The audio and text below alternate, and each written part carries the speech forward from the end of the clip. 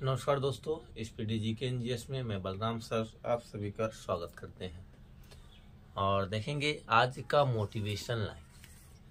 तो आज का मोटिवेशन लाइन है दोस्तों, जीत कर दिखाओ उनको जो आपकी हार का इंतजार कर रहे हैं, तो आइए देखते हैं दोस्तों कुछ 2022 में पूछे गए प्रश्न QIQ है और ये सारे एग्जाम में पूछे गए हैं। हर्ष के शासनकाल में भूमि कर कृषि उत्पाद का कितना भाग वसूला जाता था? 1/6 भाग वसूला जाता था। सिंधु घाटी सभ्यता के किस स्थल में पाक सैंधव संस्कृति की सबसे महत्वपूर्ण उपलब्धि एक जूते हुए खेत का साक्ष्य मिलता था?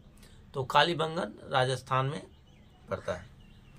किस मंदिर में शिखर का सबसे पहला उदाहरण मिलता है? तो देवगढ़ का दशावतार मंदिर, ये गुप्त काल में था। बौद्ध धर्म की किस संगीति में बौद्ध धर्म 2 भागों में बटा? एक हीनयान और महायान, ये चतुर्थ बौद्ध संगीति में बटा। मानव जीवन की घटनाओं का लिखित वर्णन क्या कहलाता है? तो लिखित वर्णन को ही इतिहास कहते हैं। जिस काल में मानव की घटनाओं का कोई लिखित वर्णन नहीं होता है उस काल को क्या कहा जाता है? प्रागैतिहासिक काल कहा जाता है। जिस काल में मानव की घटनाओं का कोई लिखित वर्णन नहीं होता था उस काल को क्या कहते थे? प्रागैतिहासिक काल कहते थे। जिस काल में लेखन कला के प्रचलन के बाद उपलब्ध लेख पढ़े नहीं जा सके उस काल को क्या कहा गया? अर्ध ऐतिहासिक काल कहा गया। आधुनिक मनुष्य का प्रवेश धरती पर कब से माना जाता है? लगभग आज से 30 से 40 हजार वर्ष ईसा पूर्व, 30 से 40 हजार वर्ष पूर्व। पूरा पाषाण युग के मानव की जीविका का मुख्य आधार क्या था? शिकार करना था। आग का आविष्कार किस काल में हुआ? पूरा पाषाण काल में। पहिए का आविष्कार किस काल में हुआ? नवपाषाण काल में। मनुष्य में अस्थायी निवास की प्रवृत्ति किस काल में हुई? तो नवपाषाण काल में हुई। मनुष्य ने सबसे पहले किस जानवर को पालतू बनाया? तो कुत्ते को बनाया था सबसे पहले पालतू। मनुष्य ने सर्वप्रथम किस धातु का प्रयोग किया? तांबा का प्रयोग किया। मनुष्य द्वारा बनाया गया प्रथम औजार क्या था? कुल्हाड़ी था। कुल्हाड़ी का प्राप्ति स्थल क्या था? अतिरपक्कम। कृषि का आविष्कार किस काल में हुआ? नवपाषाण काल में हुआ। मनुष्य ने सर्वप्रथम किस फसल की खेती की? गेहूं और जौ का खेती किया। प्रथम भारतीय पुरापाषाण कलाकृति की खोज किस स्थान पर हुई? पल्लवावरम में हुआ और ये 1863 ईस्वी में खोज हुआ था। भारत में पूर्व प्रस्तर युग के अधिकांश औजार किस चीज के बने थे? पत्थर के बने थे और स्फटिक पत्थर इसका नाम था, पत्थर का स्फटिक पत्थर। हड़प्पा और मोहनजोदड़ो की खुदाई किसने कराई? तो सर जॉन मार्शल ने हड़प्पा और मोहनजोदड़ो की खुदाई करवाई। सिंधु सभ्यता के निवासी मुख्यतः कौन थे? भूमध्य सागरीय थे। सिंधु सभ्यता का सर्वाधिक पूर्वी पुरा स्थल कौन सा है?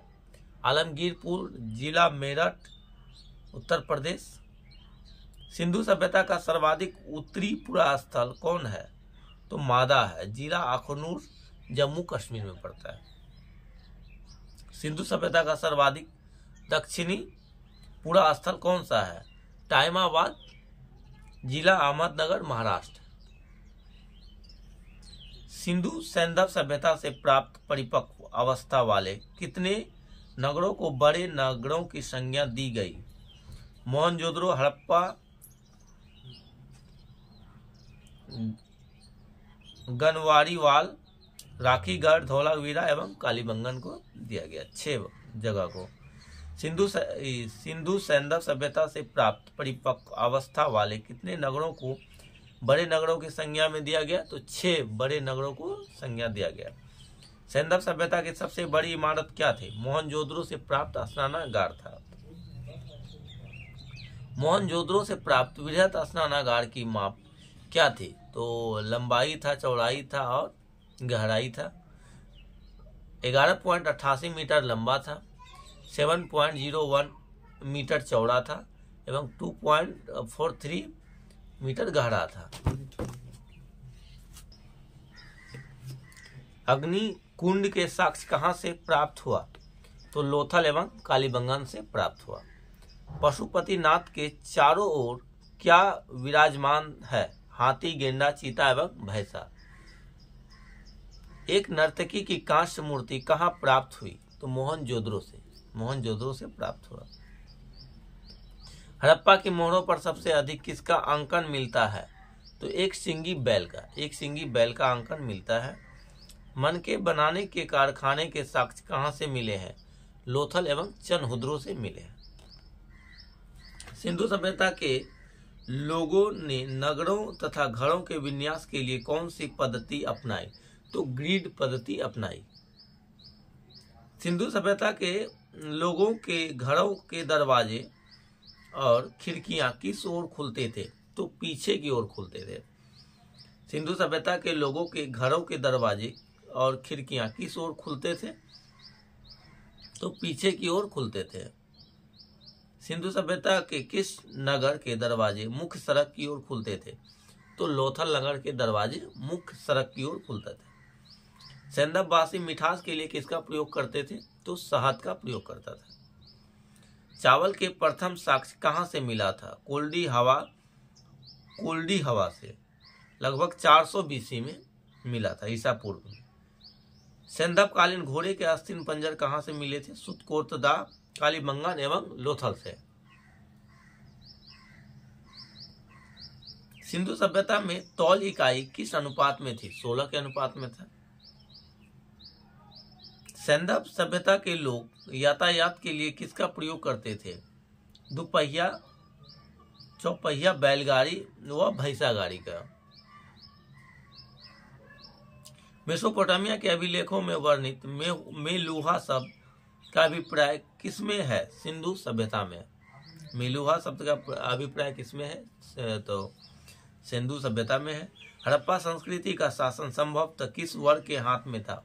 वणिक वर्ग के हाथ में था। हड़प्पा एवं मोहनजोदड़ो को एक विस्तृत साम्राज्य की जुड़वा राजधानी किसने कहा? तो पिग्गट ने कहा। सिंधु सभ्यता के लोग धरती को क्या मानकर पूजा करते थे? उर्वरता की देवी। स्वास्तिक चिन्ह संभवतः किसकी देन है? हड़प्पा सभ्यता की देन है। सिंधु सभ्यता में किस देवता की उपासना सर्वाधिक प्रचलित थी? तो मातृ देवी की प्रचलित थी। नखलिस्तान सिंधु सभ्यता के किस स्थल को कहा जाता है? मोहनजोदड़ो को। हड़प्पा में एक अच्छे जल प्रबंधन का पता किस स्थान से चलता है? तो धौलावीरा से पता चलता है। हड़प्पा सभ्यता में मोहरे किससे बनी थी? सेलखड़ी से। हड़प्पा के निवासी किस खेल में रुचि रखते थे? शतरंज खेल में रुचि रखते थे। हड़प्पा के किस नगर को सिंध का बाग कहा जाता था? मोहनजोदड़ो को। हड़प्पा सभ्यता के संपूर्ण क्षेत्र का आकार किस प्रकार का था? त्रिभुजाकार का। सिंधु घाटी के लोग किस हथियार से परिचित नहीं थे? तलवार से। एकमात्र हड़प्पा कालीन स्थल कौन सा है जिसका निचला शहर सामान्य लोगों के रहने हेतु भी किले से घिरा हुआ था? तो कालीबंगन था। मिलते हैं दोस्तों नेक्स्ट वीडियो में। वीडियो अच्छा लगे तो चैनल को सब्सक्राइब कीजिएगा, वीडियो को लाइक कीजिएगा, शेयर कीजिएगा, कमेंट कीजिएगा। धन्यवाद।